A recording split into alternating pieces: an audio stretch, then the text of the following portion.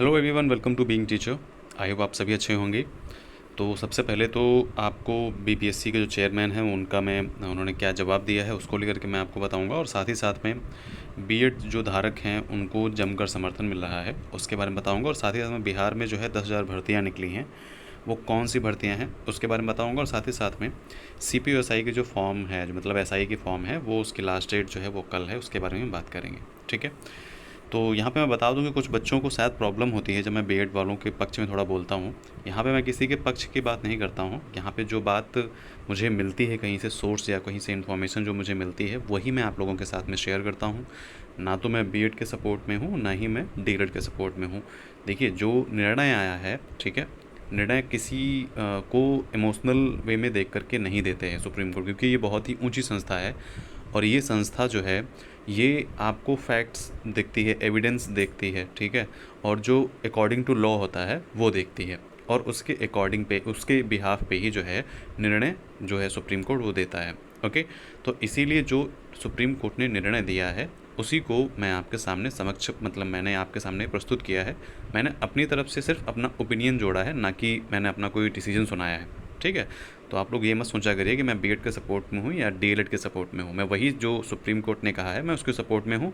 और मैं तो चाहता भी हूँ कि मतलब अगर मतलब लोग अगर अगर अपना एफर्ट डालते हैं, ठीक है, और बीएड वाले जो हैं अपना कोशिश करके अगर ऑर्डिनेंस ले आते हैं तो अच्छी बात है। ओके।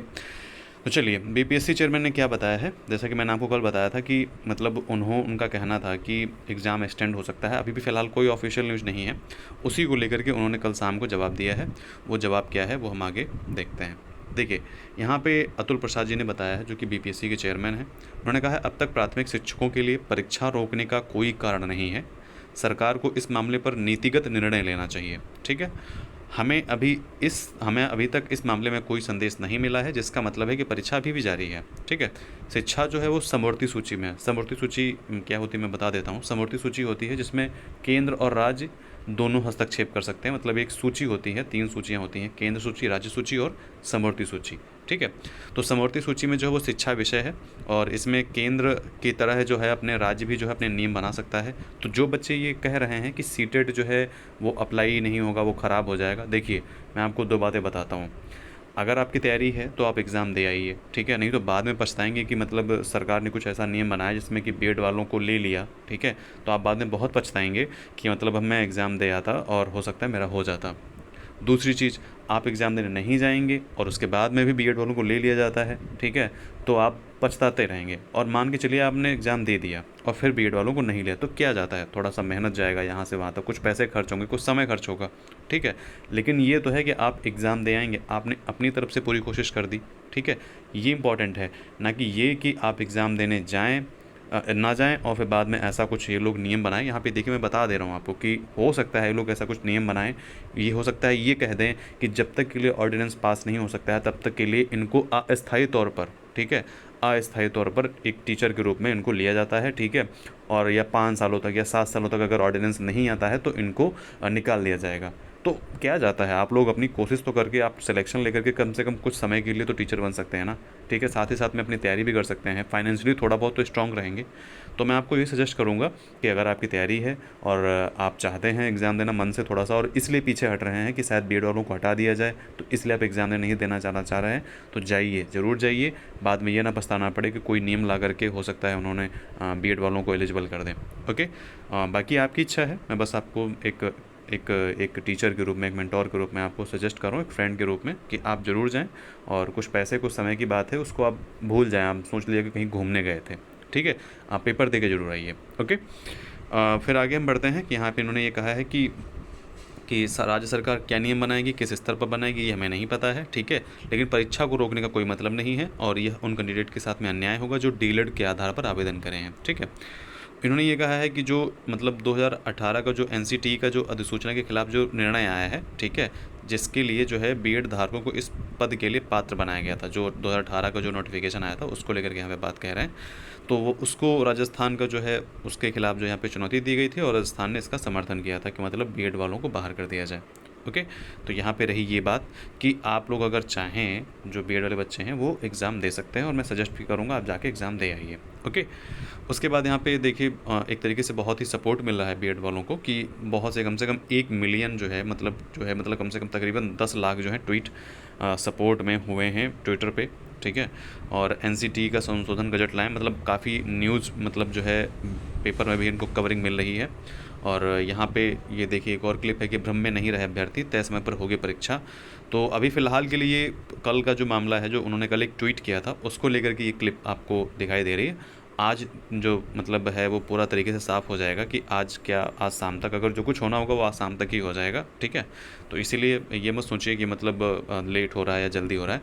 आप अपनी तैयारी करते रहें, ठीक है। और बाकी जो चीज़ें हैं वो सरकार पे छोड़ दें, सरकार जो कहेगी वही आपको करना है।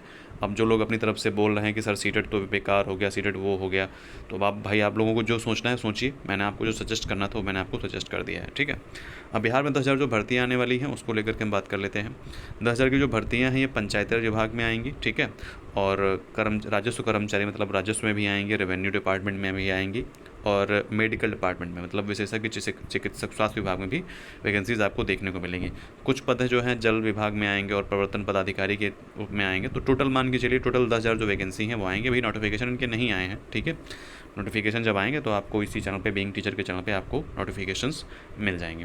ओके, तो और CPSI की जो है वो लास्ट डेट वो आपको कल है मिल जाएगी। इसमें 1876 जो है वो पदों पर ऑनलाइन हो रहा है, और इसमें पेपर 2 होते हैं, ठीक है। 2 घंटे की परीक्षा होगी, इसमें 200 प्रश्न होंगे, ठीक है।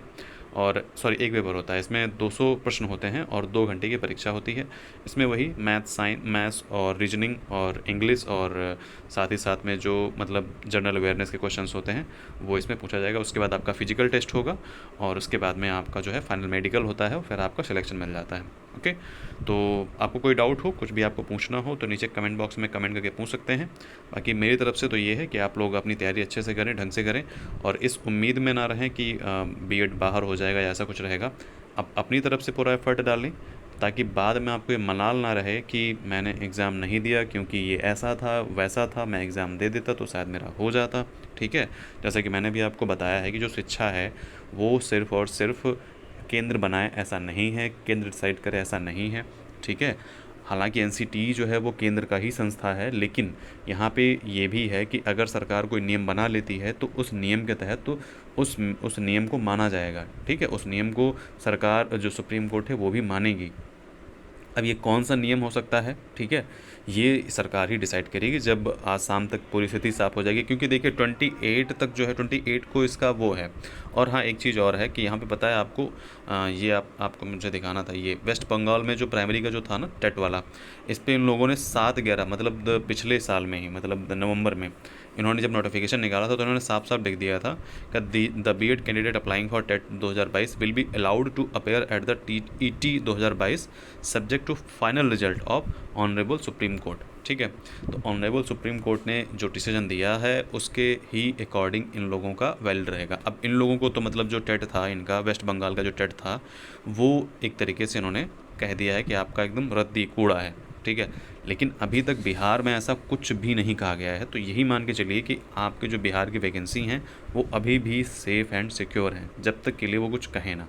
मैं फिर से लास्ट टाइम में बोल रहा हूँ कि आप लोग जाएं और एग्ज़ाम देके ज़रूर आएँ। ओके, तो ध्यान रखिए, मिलते हैं नेक्स्ट वीडियो में, बाय बाय।